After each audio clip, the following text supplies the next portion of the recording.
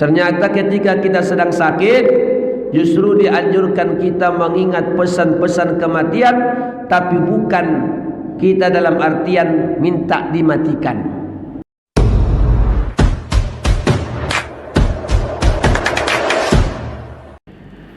Bismillahirrahmanirrahim. Assalamualaikum warahmatullahi wabarakatuh.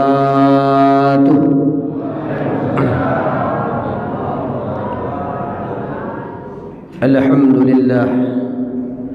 Alhamdulillahilladzi jama'ana bihaja masjidi baitis salamah.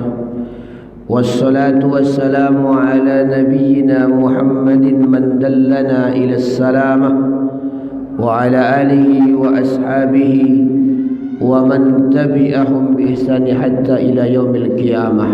Amma ba'd. Subhanaka la ilma lana illa ma 'allamtana innaka antal alimul hakim. Rabbi shrah li sadri wa yassir li amri wahlul 'uqdatam min lisani yafqahu qawli amin amin ya rabbal alamin. Subhanallah wa bihamdihi subhanallahil azim. Subhanallah wa bihamdihi subhanallahil azim. Subhanallah wa bihamdihi subhanallahil azim. Bismillahilladzi لا يضر مع اسمه شيء في الأرض ولا في السماء وهو السميع العليم. بسم الله الذي لا يضر مع اسمه شيء في الأرض ولا في السماء وهو السميع العليم.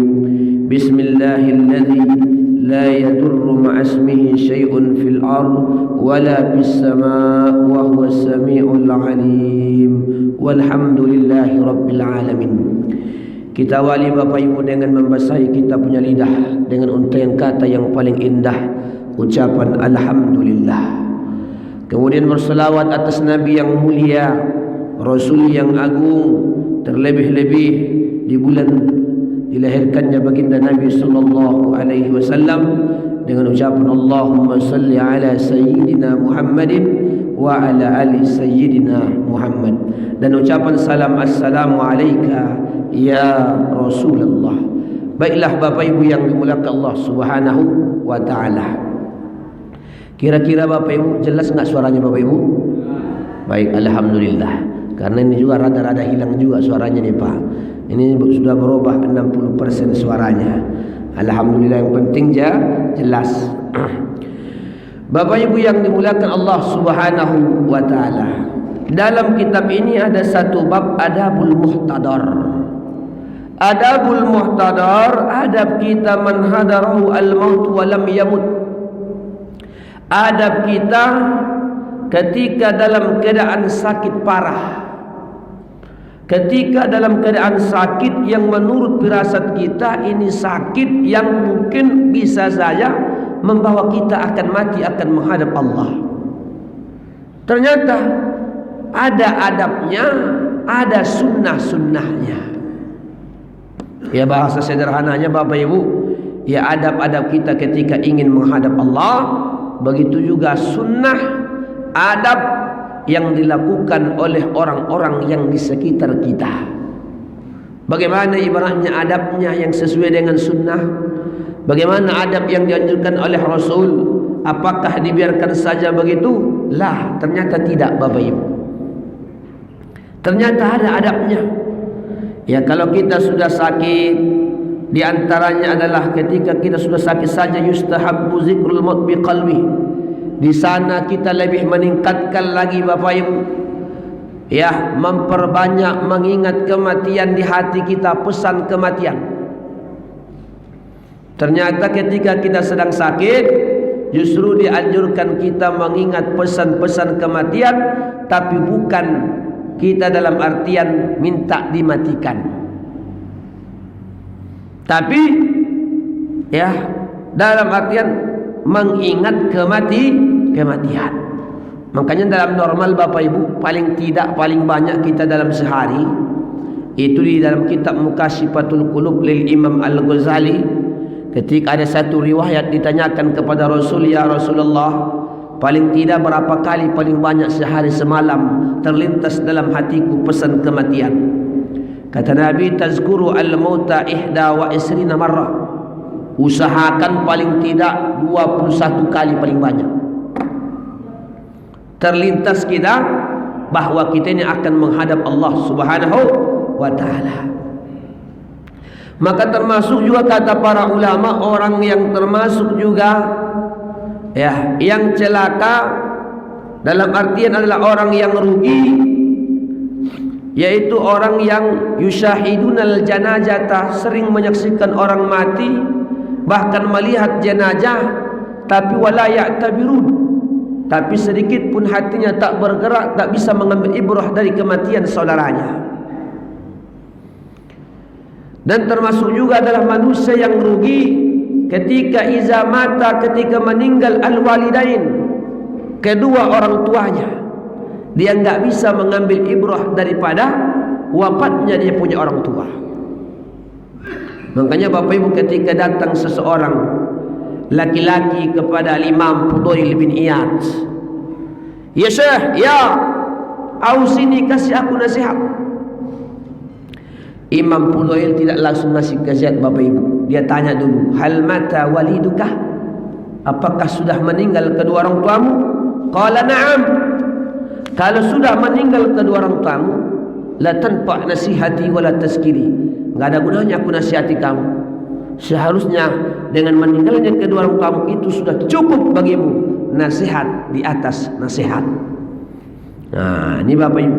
Jadi ada kadang-kadang nasihat yang tak berkata-kata. Ya, tapi kadang-kadang itu lebih menusuk. Bapak Ibu, Nabi Muhammad itu bukan hanya kalam yang diucap, tapi kebanyakan orang karena melihat bagaimana sesuai antara ucapan dengan perbuatan. Nabi itu bukan hanya ucapannya yang didengar oleh orang Bapak Ibu, tapi memang Nabi kutwah dalam keadaan prakteknya yang sangat luar biasa. Nah, ini Bapak Ibu yang dimuliakan Allah Subhanahu wa ta'ala. Kita mengingat kematian ini Bapak Ibu, bukan berarti kita ini meninggalkan kehidupan dunia, hidup begitu saja 24 jam hanya di masjid lah, bukan. Kita tetap beraktivitas, tapi pribadi yang betul-betul ingat ada kampung yang abadi, yaitu akhirat, dan ingat yang namanya kematian. Ini jadi judul kita ini Bapak Ibu, ngeri-ngeri sedap ini. Ya, kita ngeri-ngeri sedap ini tentang kematian atau sakratul maut. Makanya semua kita ini punya bagian. Ya, pertama ini kita punya badan. Dalam kitab Daqaiqul Ahbar, Fiqhul Jannah, kulit ini, badan ini nanti sudah ada bagiannya.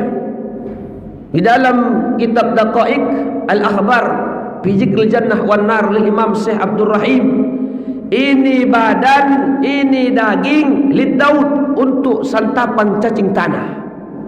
Bapak Ibu sudah punya bagian. Ya, badan kita yang elok, yang tampan, yang gagah, ibu yang cantik, ini badan lid Daud untuk cacing tanah, santapan cacing tanah. Karena kita dari unsur tanah, hidup di atas tanah, lama-lama masuk ke dalam tanah. Baru apa lagi? Al-mal lil warisah, harta kita yang banyak. Siapapun kita sini Bapak Ibu, walaupun kaya, saking kayanya macam kuntilanak. Bu, saking kayanya Pak macam kuntilanak Pak, nggak nginjak tanah. Saking kaya, adakah yang di bawah hartanya? Lah, itu harta lil warisah, untuk ahli waris. Bahkan sebagian mereka bertengkar sikut-sikutan, bahkan bisa membunuh. Makanya kata Nabi, Bapak Ibu, maukah saya tunjukkan kamu ahli neraka yang sedang berjalan di atas tanah, di atas bumi? Mau ya Rasulullah? Bala ya Rasul. Orang adik dan kakak dengan adik yang saling berantem, berkelahi gara-gara ahli waris. Itu secara jelas kata Nabi, ini kalau mereka enggak merubah, ahli neraka yang sedang berjalan di atas bumi. Nauzubillah. Ini Bapak Ibu yang dimuliakan Allah Subhanahu wa ta'ala. Ini diantara ya adab-adab kita Bapak Ibu yang disesuaikan dengan sunnah Rasul sallallahu alaihi wasallam. Kemudian ketika kita ya sakit itu juga disunnahkan kita juga wal maridu aula bil wasiyati, dianjurkan kita Bapak Ibu sunnah hukumnya membuat wasiat selagi kita masih bisa ngomong, menulis. Makanya wasiat itu ada yang wajib. Seperti Bapak Ibu, kalau ada orang nitip barang sama kita, cuma kita yang tahu Bapak Ibu, itu kalau bisa sebelum kita wafat itu kita kasih tahu, ada catatan dan lain sebagainya. Ada nitip barang Bapak Ibu amanah, cuma kita yang tahu. Itu makanya ada wasiat yang berkaitan ya terhadap orang nitip atau hutang. Ada sekian hutang-hutang, itu sunnah. Makanya dalam kitab Nasail Hibad, di antara mati yang orang yang mati waktu sakitnya dia berwasiat menambah kasih sayangnya Allah. Bapak Ibu, jadi dianjurkan kita berwasiat. Bahkan ulama orang-orang soleh dulu Bapak Ibu, sebelum tidur dia sudah catat dulu, ada enggak wasiat yang mau ditinggalkan. Khawatir dia Pak, mati bangun rupanya enggak bangun lagi Pak. Nah, ditulisnya wasiat. Tapi Bapak Ibu, wasiat itu ada syarat, ada ketentuannya. Ada wasiat yang wajib ditunaikan, ada wasiat yang boleh-boleh saja ditunaikan, ada wasiat yang sunnah ditunaikan. Contoh, nanti kalau saya meninggal dunia, tolonglah nanti yang jadi imam anakku yang nomor 2. Karena anakku nomor 2 ini menurutku orang yang paling soleh, paling banyak, paling alim, paling banyak hafalannya. Itu sunnah ditunaikan. Nanti kalau saya meninggal dunia, wahai anakku, sebahagian daripada apa tuh, tolonglah kalian panggil 40 anak yatim. Ya, jangan semua kalian bagi-bagi. Ya, tolonglah, itu ditunaikan sunnah Bapak Ibu, ditunaikan sunnah. Nanti usahakanlah nanti yang menyalakan saya itu lebihlah dari 40. Ya, itu kalau ditunaikan sunnah. Tapi ada seorang istri lain Bapak Ibu, berwasiat dia lain. Ada seorang bini berwasiat pada suaminya kadang sakit parah. Ini istri, justru istri bertanya, wahai suamiku, ya kira-kira kalau aku mati kau kawin lagi atau tidak? Ya, kawin lagi atau tidak? Kata suaminya, kira-kira kapan kau baru kawin setelah saya mati? Ya, paling tidak kering dulu kuburanmu. Paling tidak kering dulu kuburanmu. Mak, kalau begitu Bang, saya berwasiat kepadamu, harus kering dulu kuburanku baru kau menikah. Oke, kata suaminya, wajar saja. Berapa lama lah kering kuburan Bapak Ibu? Ya, oh tak beberapa lama meninggal ini istri. Rupanya sebelum meninggal, kejamnya ini istri, dia sudah berpesan kepada adik kandungnya, wahai adikku, tolong kau siram setiap pagi kuburanku. Pak, tolong kau siram kuburanku setiap pagi. Akhirnya Bapak Ibu kawan tidak nikah-nikah, asal datang basah kuburannya, asal datang basah kuburannya. Oh, itulah jahatnya perempuan itu Pak kalau model begitu. Ya, ini wasiat yang tak mesti ditunaikan. Nah, ini Bapak Ibu yang dimuliakan Allah Subhanahu wa taala. Walaupun ada riwayat dalam kitab Al-Isti'ab atau Hayatus Sahabah yang berkaitan para sahabat pernah berwasiat. Siapa contohnya? Di antaranya dulu ada namanya Abdullah bin Abu Bakar. Abdullah bin Abu Bakar ini Bapak Ibu punya istri memang kecantikannya di atas rata-rata dikala itu di kota Madinah. Ya, namanya Zaidah, Atikah bin Zaid. Atikah bin Zaidah ini kecantikannya masyhur di atas rata-rata.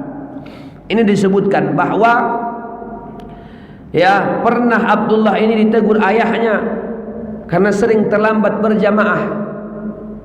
Ini ayah yang selepel Abu Bakar Siddiq. Ya, selepel Abu Bakar Siddiq. Seakan-akan istri pasangan ini membuat ini Abdullah lalai, masih di awal-awal mudanya. Maka ketika itu disarankan, nampaknya Abdullah kalau begini yang modelmu, udahlah kau ceraikan aja istrimu. Ya, diceraikan dengan terpaksa ini oleh Abdullah. Tapi setelah diceraikan bapak ibu, rupanya Abdullah ini ya merana, sering sakit-sakitan. Orang saling cinta mencintai pak, ini baik juga pak, ini Atikah bin Zaid. Ya, Atikah bin Zaid. Akhirnya rujuk lagi. Setelah rujuk, ya setelah rujuk ada panggilan perang. Di panggilan perang itu, ya namanya Abdullah berpesan, wahai istriku, kalau aku nanti meninggal di medan tempur, saya wasiatkan kepadamu, jangan menikah lagi kepada orang lain, dan kemudian itu satu kebun khususkan untuk menafkahimu sepanjang hidup. Nah itu Pak, pernah terjadi begitu. Ya karena memang ya yang namanya si Atikah ini luar biasa masyhur. Ya kecantikannya, kemudian disetujui oleh ini wanita. Akhirnya meninggal ini Abdullah bapak ibu, meninggal Abdullah. Setelah meninggal Abdullah, ya tentu jadi apa bapak ibu, ini siapa nih pak? Atikah ini jadi apa bu? Jadi janda. Payah kali bilang janda tuh. Ya, jadi janda ini si Atikah bin Zaid. Setelah itu datang Umar bin Khattab melamar Atikah. Kata Atikah, saya terikat dengan pesan sama suami saya yang meninggal bahwa saya tidak menikah lagi. Kata Umar bin Khattab, gampang, tinggal puasa kamu 3 hari, lalu saya tebus sebagai penggantian daripada nafkahmu. Akhirnya ditebus itu kafarat, menikah dengan Umar bin Khattab.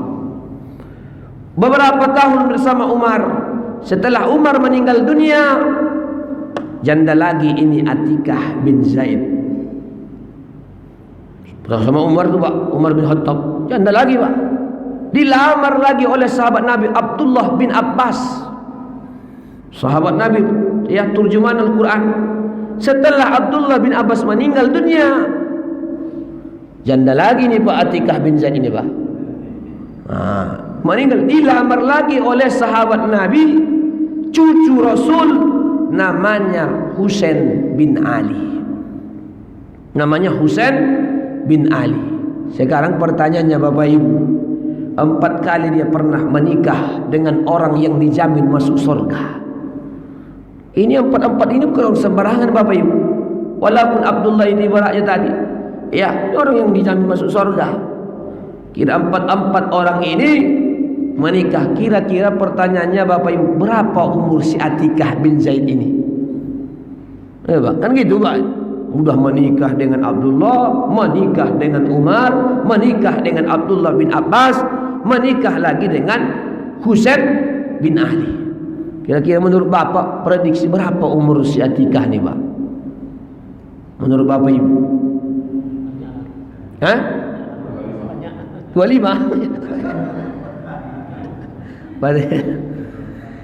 Ketika Atikah bin Zaid menikah dengan Husain bin Ali, umur Atikah sudah 63 tahun. Sudah nenek-nenek itu Pak. Dan sementara Husain bin Ali dikala itu umurnya baru 18 tahun. Jadi menikah itu di zaman itu bukan seperti apanya Pak, macam kita ini Pak. Kalau di macam kita ini mungkin dah viral, dia dah masuk TV itu Pak. Kalau dulu biasa Pak, pernikahan itu memang begitu. Ya bukan nafsu, ngapain dia nikah nenek-nenek Pak. Ya umur 63 tahun. Itu Husain, gak mungkin kita orang yang dijamin masuk surga. Lalu para ulama membahas bapak ibu, kira-kira kalau ada wanita pernah menikah dengan 4 orang soleh, ya daripada Atikah ini dibahas oleh ulama, kira-kira Atikah ini di akhirat bersama suami yang mana? Karena 4-4-nya ini bapak ibu adalah orang soleh yang dijamin masuk surga. Kan ini pertanyaannya bapak ibu. 4 dia pernah 4 kali menikah. Maka kata ulama, kalau levelnya macam begini, maka dia sama suaminya yang terakhir. Siapa? Husain bin Ali. Tapi kalau macam kita ini, kata Imam Al-Ghazali dalam kitab Ihya Ulumuddin, ada di Pasar Bawah tu dulu 2 tahun yang lalu, ibu-ibu, Pak Ustaz, saya ini pernah menikah 3 kali. Baguslah, saya aja baru sekali. Kata ibu-ibu ni, ya kira-kira saya di sorga Pak Ustaz, nanti pasangan saya sama yang mana? Suami yang mana? Tunggu dulu Bu, saya bilang. Ibu bahasanya, rubah dulu bahasanya. Pede sekali ibu mengatakan ahli sorga. Maksudnya mudah-mudahan aku ahli sorga Pak Ustaz. Begitu bahasanya. Mudah-mudahan. Itu terlalu dibilang ibu ni, nanti saya di sorga. Langsung dia pedenya. Ya saya pernah 3 kali. 1 meninggal dunia. Ya 2-nya rata-rata cerai. Ibaratnya berpisah. Ada cerai satu cerai. 2 meninggal. Bahaya juga itu Pak, kalau 2 meninggal 1 cerai. Ini 3 kali dikata ibu ini meninggal dunia. Bersama siapa? Al-Imam Al-Ghazali menjawab dalam kitabnya Ihya, kalau model-model kita ini Bapak Ibu, dia bersama aslah, orang yang paling soleh di antara suaminya. Ya, suami yang pernah menikah 3 kali Bapak Ibu, ya mana yang paling soleh. Andai kata ditinggal mati, berpisahnya ditinggal mati. Ini Bapak Ibu yang dimuliakan Allah Subhanahu wa taala. Jadi berwasiat itu sunnah. Kemudian adab kita ketika kita sakit parah, di antara senantiasa husnuzanni billah, berhusnuzan kepada Allah. Karena banyak orang kadang-kadang Bapak yang enggak sabar dia Pak, mengeluh dia dilawannya Allah. Ketika kita sakit, ya Allah, wa alimtu, aku tahu ya Allah, boleh jadi ini sebagai penghapus dosa ya Allah. Terus husnuzan kepada Allah. Ya Allah, zunubi ananas sama, dosaku laksana langit dan bumi. Tapi aku tahu ya Allah, ampunanmu lebih besar daripada hanya sekedar langit dan bumi. Makanya kata Nabi Bapak Ibu, 3 hari sebelum Nabi wafat, Nabi keluarkan satu pesan, la yamutanna ahadukum, janganlah kalian mati illa yahsunu zanna billah, kecuali dalam keadaan berhusnuzan kepada Allah. Enggak boleh kita ya Allah tega sekali kau ya Allah, banyak orang sihat-sihat aja, engkau kasih aku penyakit, mengeluh di sama Allah, dia bantah dilawan Allah. Kalau kita mati dalam keadaan suudzon kepada Allah, su'ul khatimah kata ulama. Su'ul khatimah. Ini adab kita Bapak Ibu ketika menghadapi, apalagi ketika menghadapi yang namanya sakaratul maut. Kenapa? Ketika kita sakaratul maut, dalam riwayat disebutkan, disinilah kesempatan bagi setan yang terakhir untuk bagaimana tadi, karena setan itu bagian dia iman, salbul iman. Bagaimana saat kita lemah itu iman kita bisa dia ganggu. Kalau kita lemah bisa mengikuti apa yang dikatakan oleh setan. Ini Bapak Ibu yang dimuliakan Allah Subhanahu wa taala. Makanya sini di antara adab-adabnya Bapak Ibu, ya, karena yang namanya sakratul maut juga itu pasti. Karena kata Nabi Bapak Ibu sebelum wafat, beliau ketika berbaring, dalam hadis Sahih Al-Bukhari, wa indahu qadhun minal ma', di samping Nabi ada air, ya, bejana yang berisi air. Wa yadahu yadahu, Nabi masukkan tangannya ke dalam air. Wa yamsahu ila wajhihi, dia usapkan ke wajah Nabi, dia usapkan. Summa yaqul, lalu Nabi berdoa, berkata, Allahumma a'inni alayya sakaratil maut. Bayangkan Pak, yang berdoa ini Pak, manusia yang luar biasa yang sudah dijamin, masih berdoa kepada Allah, Allahumma a'inni, ya Allah tolong aku, alayya aku, sakaratil maut. Ini jamak muannas salim, sakaratil maut, ketika menghadapi sakaratul maut. Lalu siapa kita Bapak Ibu enggak mau minta kepada Allah agar diringankan sakaratul maut? Apakah kita lebih hebat dari Nabi? Nabi saja Bapak Ibu masih minta agar diringankan sakaratul maut. Cuma kita yang sering kita minta apa Bapak Ibu doanya? Allahumma hawwin alaina fi sakaratil maut. Itu bahkan, ya Allah hawwin, khafif, ringankan ya Allah. Yang namanya sakarat itu pasti ada. Karena kata Nabi, likullil mauti sakarat. Setiap kematian pasti ada sakaratnya. Yang kita harapkan Bapak Ibu ringan atau kita ingin ringan atau berat. Tentu kita berharap Bapak Ibu ringan. Karena berat-beratnya sakaratul maut itu dahsyat luar biasa. Dalam hadis digambarkan asaddu sangat lebih sakit min salasimi'ati darbatin bisayf, daripada 300 tebusan pedang pada tempat yang sama. Begitulah gambarannya. Tapi kalau dia lembut, Bapak Ibu, ibaratnya lembut, malaksana kata ulama, menari rambut dalam adonan tepung, rambut ditarik seakan-akan tak ada yang berubah. Itulah yang kita harapkan. Wan nasitati nasta, malaikat datang dengan wajah yang berseri-seri, dia cabut dari ubun-ubun. Karena malaikat itu juga Bapak Ibu, malaikat maut itu ada beberapa bentuk dia cara mencabut nyawa seseorang. Ya, dalam kitab Daqaiq disebutkan Bapak Ibu, kalau orang yang tak beriman itu ditarik secara hentak, wan nazi'ati gharqa, ditarik kuat, bisa dari kaki. Ya, kalau orang beriman ditarik dari ubun-ubun. Nah, tarik dari ubun. Ya, iza qubida ruh, kalau tarik ruh, tabi abasarah, kadang-kadang mengikut matanya. Maka sunnah ditutup matanya, Bapak Ibu. Ketika ditarik ruhnya. Ya, ini makanya Bapak Ibu, enggak usah bercita-cita kita ingin melihat bentuk malaikat maut. Iya, Pak. Orang nabi yang paling akrab saja dengan malaikat maut, ada nabi Bapak Ibu, Nabi Yakub. Itu sahabat akrab dengan malaikat maut, Pak. Itu pun lewat, meninggal juga, Pak. Ya.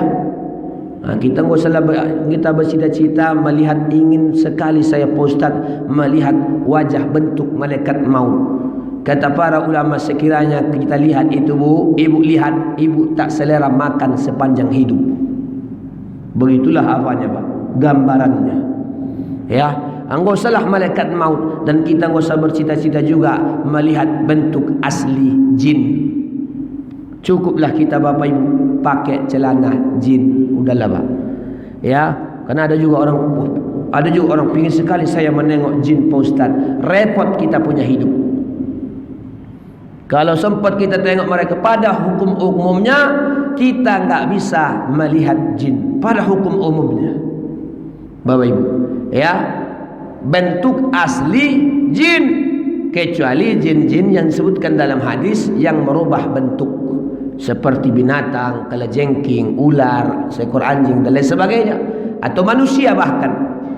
Ya, itu bisa. Tapi kalau bentuk aslinya pada umumnya, kecuali orang-orang yang khusus yang Allah berikan kelebihan, atau memang pada dirinya ada jin, Bapak Ibu. Ya, jangan usah bercita-cita melihat jin, karena ibaratnya Bapak Ibu 1:10 atau 100. 100 mereka, kita 1. Ya, saking banyaknya mereka. Karena mereka, ya disebutkan, saya punya kitab khusus Alamul Jin, karya ulama. Ya, karena jin itu banyak juga anaknya, Bapak Ibu. Nah, jin itu, iblis itu sebenarnya dari kalangan jin. Iblis itu juga punya keturunan. Itulah keturunan iblis itu. Maka ketika ada kalimat bahwa iblis juga punya keturunan, seorang ulama besar ditanya, namanya Imam Asy-Sya'bi, ya Syekh, ya, kalaulah iblis itu punya anak, pertanyaan saya, Syekh, siapa nama bininya iblis? Kira-kira Bapak menambah iman enggak kira-kira Bapak Ibu? Ditanya Pak beliau, Pak, kalaulah iblis itu punya anak, Profesor Iblis LA, ini saya katakan profesor, karena ilmu luar biasa iblis, Bapak Ibu, akhlak nggak ada. Kata dia, bininya iblis itu siapa? Kata Imam Asy-Sya'bi, lain jawabannya, Bapak Ibu. Kata beliau, walam ahdur urusahu, aku enggak sempat hadir dulu pesta pernikahannya. Kalau sempat saya hadir, saya tengok ini iblis menikah dengan Siti Markobet, kan jelas Pak? Enggak ada. Tapi ada imam yang bernama Imam Al-Mujahid, muridnya Imam Ibnu Abbas. Beliau menjawab, nama bininya iblis adalah Ummu Marodah. Siapa Bapak Ibu? Ummu Marodah. Hati-hati kalau ada Marodah namanya sendiri. Jangan buat lagi besok nanti. Saya khawatir nanti 11-12 dengan bininya iblis. Enggak jauh beda itu Pak. Ya, Ummu Marodah. Nah, itu nama bininya iblis. Nah, ini Bapak Ibu yang dimuliakan Allah Subhanahu wa taala. Ya, ini diantara adab-adabnya. Nabi usapkan itu masih minta kepada Allah ketika dalam keadaan lemah dan sakarat. Apalagi kita Bapak Ibu, surga belum pasti, ya, masih baina-baina, hanya kita berupaya. Nah, ini tentu kita lebih banyak lagi berdoa kepada Allah, khususnya di akhir-akhir solat sunnah. Ulama mengajarkan kepada kita, ketika kau sujud mengamalkan hadis Sunan At-Tirmizi, aqrabu ma yakunul abdu wa huwa sajidun fa aksiru fihi du'a. Kan begitu Pak hadisnya. Paling dekatnya kita dengan Allah ketika kita sujud, khususnya sujud terakhir, perbanyak di sana doa. Kata para ulama adalah, pertama, minta ya muqallibal qulub sabbit qalbi ala dinik. Yang kedua di antara doa yang kita anjurkan adalah, ya, di antaranya doa ini, Allahumma khtimli atau as'aluka husnal khatimah, agar kita husnul khatimah. Ini Bapak Ibu yang dimuliakan Allah Subhanahu wa taala. Jadi itu yang dianjurkan kalau solat sendiri.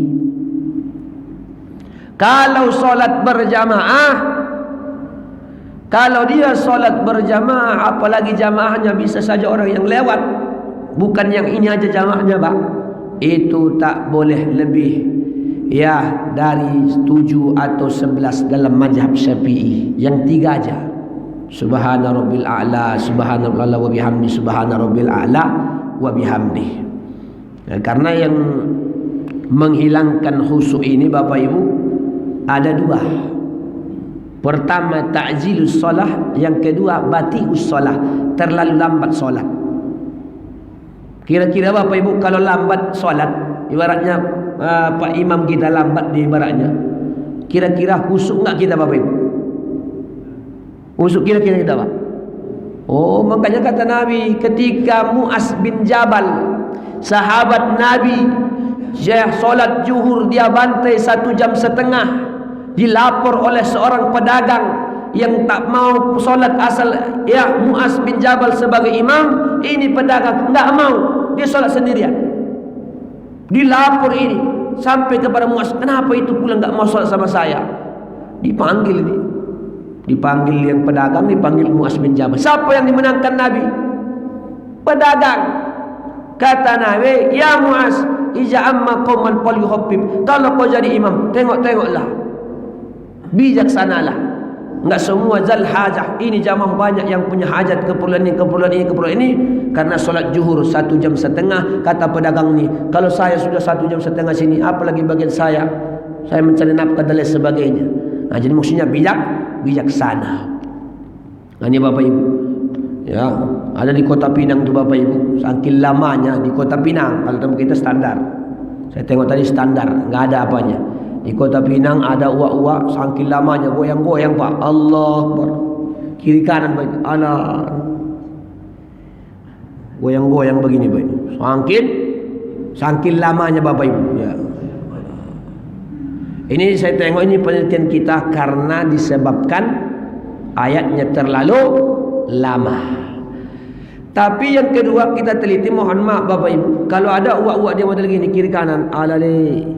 Yang kedua itu diantaranya simbol dia menahan angin. Iya Pak. Kenapa Ustaz? Angin itu nggak boleh ditahan Bapak Ibu. Angin itu di bawahnya Pak, angin itu ke kiri. Alah, bawanya ni ke kanan. Kiri kanan. Yang kedua tandanya bahawa waktu menahan angin, rukuknya putus-putus. Kalau kita kan rukuk langsung Pak ini. Kalau belum tak, ala. Sempat anak kecil lewat Pak, lewat disenggolnya, Allahu Akbar, lepas. Makanya lepas dia. Ya, hilang kehusukan. Makanya walaupun dia qori internasional, enggak boleh ya bismillahnya 1 menit.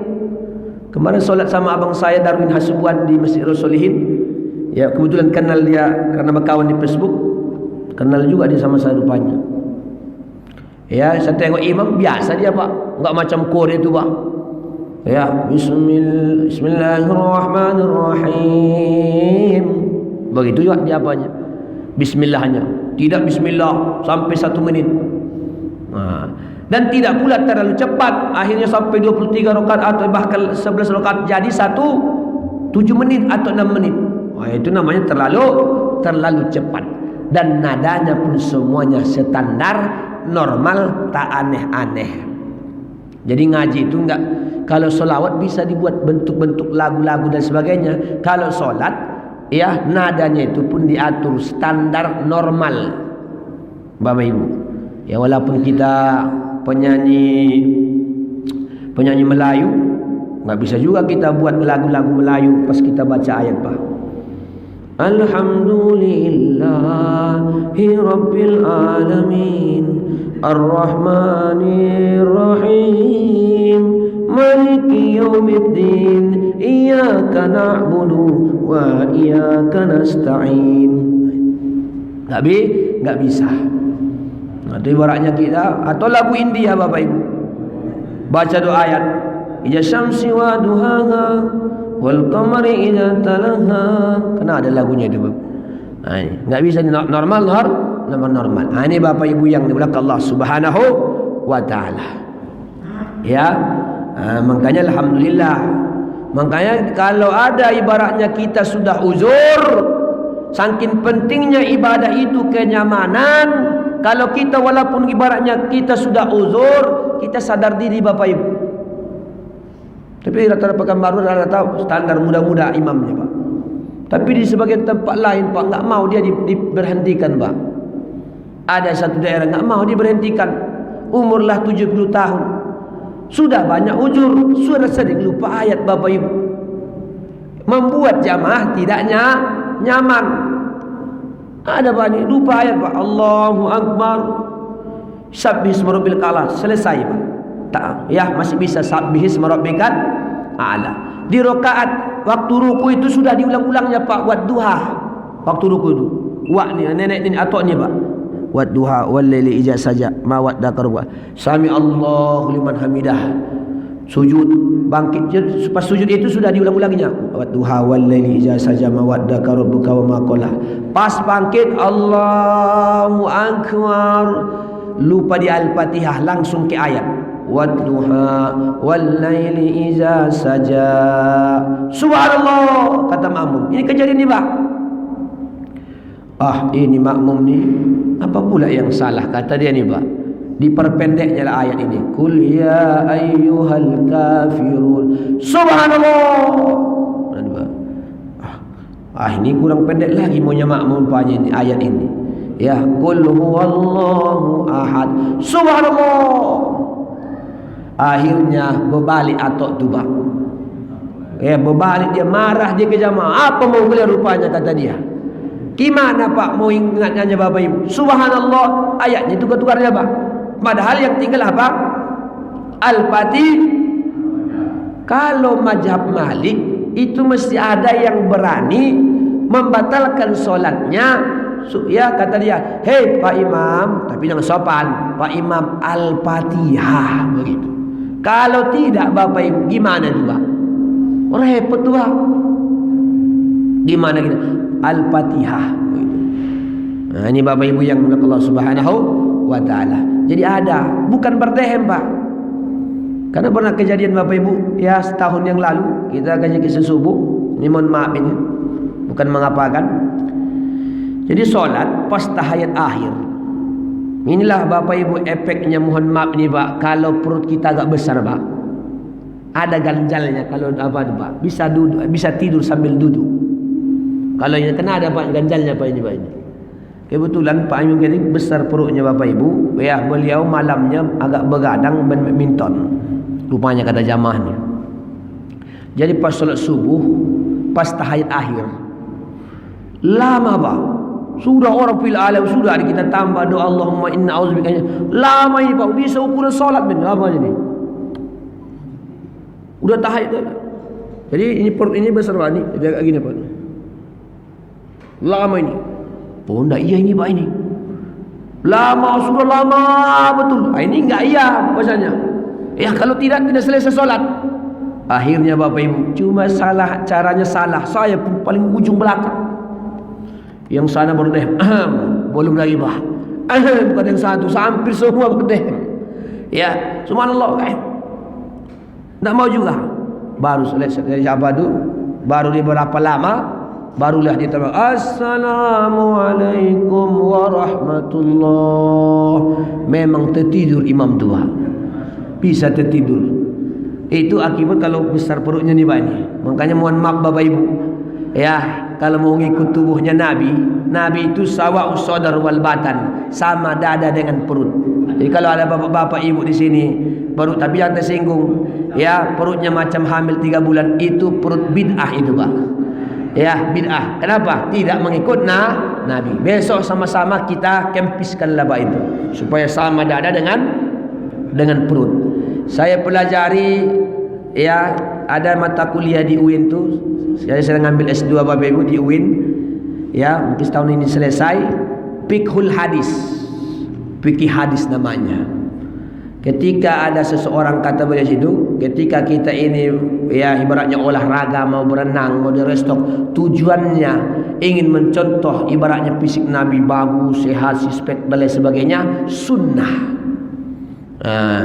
Termasuk juga kita kata kita kempeskan ini Pak ini supaya sawa usodar wal batan sunnah. Nah itu ya, yang sempat hamil macam 2 bulan, 3 bulan. Ini Bapak Ibu yang dimuliakan Allah Subhanahu wa taala. Masih bisa dulu. Sama kita itu Pak. Saya kempeskan sedikit ini. Ya, berapa menit lagi supaya suruk ini Pak ini? Oh tanya ya. Ya baiklah. Kami silakan Bapak Ibu kalau ada pertanyaan.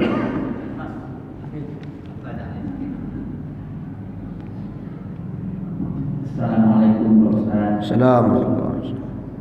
Selama kita banyak tentang kematian, karena baik-baik nasihat adalah kematian.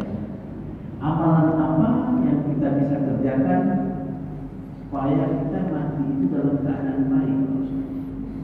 Satu, Ustaz. Orang-orang tua kita dahulu, ini mohon maaf Ustaz, karena amalannya kadang-kadang mereka itu tahu bahwa dia akan mati. Tahu dia sampai dia sama anak, umur aku tidak sampai lagi 1 minggu. Apakah ini benar atau cerita saja Ustaz? Tapi saya pernah menyaksikan seperti itu pernah terjadi Ustaz. Apakah kebetulan ataukah ada amalannya yang membuat dia tahu apakah tahu Ustaz? Terima kasih. Assalamualaikum. Baik. Assalamualaikum. Pertama itu namanya firasatul mukmin. Firasat orang beriman, titik limitnya dia nggak tahu. Cuma lama apanya dia bisa tahu, nggak lama lagi nih. Itu bukan 1, 2, 3 saja. Memang itu disebutkan di beberapa kitab. Al-wafat minal ulama atau min tufiyal ulama, termasuklah ya guru-guru kita yang ada di Sumatera Utara. Beliau suruh kumpulkan anak, kumpulkan, bersihkan pekarangan, ya nanti orang akan ramai, ya akan ramai. Firasat dia, ya firasat orang beriman, orang baik itu, nah itu sudah ada firasat dia itu. Limit waktu titiknya itu nggak tahu dia, ya. Kecuali memang orang-orang yang khusus dia semuanya. Tapi dia firasatnya itu sudah dekat, sudah tahu pasti. Firasat dia bahwa sudah mau dia. Firasatul mukmin itu firasat orang beriman tajam kata Nabi. ada dalam hadis. Contoh sederhana, kalau Bapak Ibu kenal Habib Syekh yang selawat-selawat. Itu dia punya ayah, Syekh Abdul Qadir. Itu beliau ketika hari Jumat sudah bilang, nanti tolong siapkan bersihkan ya istriku semua, bersihkan dulu pekarangan, nanti orang ramai. Kemudian menantunya ini, tolong nanti kau di belakangku. Tolong kau nanti di belakangku aku imam. Heran menantunya nih, sepanjang-panjang enggak pernah saya disuruhnya begitu. Ya tapi yang namanya menantu, Pak. Nah, udah ikuti aja. Karena beliau imam di salah satu masjid di Solo. Ketika pas Jumat sujud terakhir, tak bangkit, Pak. Meninggal dunia. Teringat ini pesannya. Teringat dia, enggak langsung dia pakai, langsung disambung menggantikan dia punya mertua solatnya. Ada begitu. Guru kita juga begitu. Itu namanya firasat. Firasatul mukmin. Orang-orang soleh itu begitu. Jadi mereka itu tahu ibaratnya itu indikasi-indikasi mereka itu sudah akan dipanggil Allah Subhanahu wa taala. Kenapa itu? Karena kebersihan hati, karena dosanya sudah dihapuskan mungkin oleh penyakit dan lain sebagainya. Ini Bapak Ibu. Yang paling sederhana amalan supaya kita ini husnul khotimah banyak Bapak Ibu. Tapi paling tidak kata Imam Syafi'i, liman arada ay yuhsina au yuhtima au yuhsina fi akhir hayati. Siapa yang ingin akhir hayatnya baik, paling tidak kata Imam Syafi'i diantaranya jangan suudzon pada orang. Selalulah husnuzon, maksudnya dalam artian tentu ada batasannya. Bapak Ibu. Yang kedua, selalu memberi manfaat kepada orang. Dia tidak langsung menyebut ibarat tajuk sekian dada, tapi selalu berhusnudzon, jangan gampang suudzon kepada orang, dan selalu memberi manfaat. Dua ini kata beliau diantara orang membuat akan husnul khotimah. Dan termasuk yang ketiga adalah orang yang memang makanannya terjaga. Itu aja, Pak. Karena orang walaupun ditanya tahajudnya sekian, kalau suudzon pada orang, nah ini kata Imam Syafi'i. Kalau amal baik itu banyak sebenarnya Bapak Ibu yang mengantarkan kita kepada kebaikan. Termasuk orang yang istiqamah bersedekah, itu juga mengantarkan dia bisa husnul khotimah.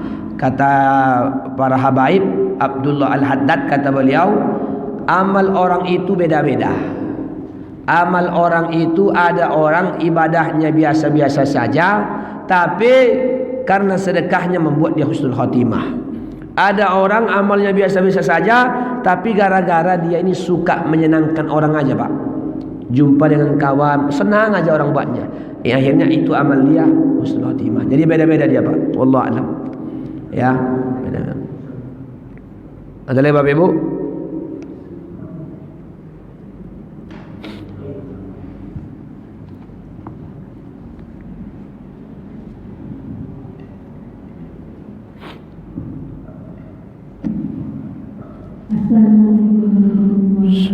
Assalamualaikum warahmatullahi wabarakatuh. Saya mau bertanya, ada orang begitu sakit dia langsung koma, itu dia meninggal waktu koma itu, apakah itu baik itu? Kadang ada orang yang meninggal itu gelisah, sakit sabar dia meninggal. Gimana letak husnul-khotimahnya itu? Assalamualaikum warahmatullahi wabarakatuh. Assalamualaikum warahmatullahi wabarakatuh. Baik. Kita enggak boleh menghukumi orang yang mati karena al-mautu wahidah, mati itu satu, wa asbabuha kasirah, sebabnya banyak. Jadi kita enggak boleh langsung suudzon kepada orang yang mati. Contoh karena corona justru itu bisa mati, masuk kategori syahid. Atau mati ada orang mati Bapak hitam wajahnya atau besar perutnya. Besar perutnya. Orang gara-gara mati perut termasuk syahid akhirat.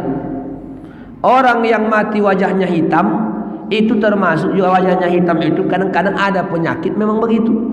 Membuat wajah hitam. Itu enggak ada simbol pasti dia suul khotimah. Yang dianjurkan Nabi kepada kita, Bapak Ibu, adalah tetap berhusnuzon kepada orang yang ketika dia meninggal dunia, ya, ketika dia meninggal dunia, apapun keadaannya, selama bukan hal yang melanggar syariat atau dia membunuh Umar secara langsung, itu kita tetap berhusnuzon. Orang yang apalagi matinya di awal iqamah, keiqamaannya itu tidak lagi dihukumi seperti orang tidur dia. Ya. Jadi ada pengantarnya. Jadi beda-beda Bapak Ibu. Nah, yang penting kita berhusnuzon. Mudah-mudahan dia husnul. Orang yang mau mati memang gelisah. Ya, cuma orang yang beriman itu ketika dihadapi kegelisahan ini ada penghiburnya. Itu aja bedanya, Pak. Ada penghiburnya. Kau sedih, gelisah apa? Tentang keadaan. Ada orang yang gelisah disebabkan amal tak cukup. Ada orang gelisah disebabkan meninggalkan anak, handa tolan dan lain sebagainya. Karena orang sakarat itu artinya mabuk. Sakarat itu Bapak Ibu asal katanya mabuk, linglung. Makanya orang yang sakarat itu nggak boleh kita paksa modelnya, Pak. Ibaratnya gini, Pak, ngucap Pak, ngucap, gitu. Akhirnya dia bilang, ngucap. Ya Pak. Nyebut Pak. Akhirnya dia nyebut. Cukup dia, ya Allah, la ilaha illallah. Kalau dia merespon sekali aja, la ilaha, sudah cukup.